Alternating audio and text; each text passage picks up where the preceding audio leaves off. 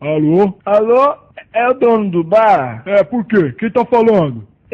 Eu queria saber que hora que o senhor vai abrir o bar. Você é folgado, hein, cara? Um bêbado querendo saber que hora eu abro o bar. Eu falei pra você que bar não era uma boa ideia. Podia abrir uma sorveteria, por exemplo. Sair, uma sorveteria.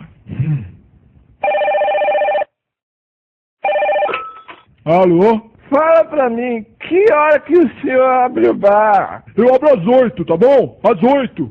Agora, dá pra me deixar dormir? Saco. Eu falei. Que foi agora? Não dá pro senhor abrir o bar um pouco mais cedo? Por quê?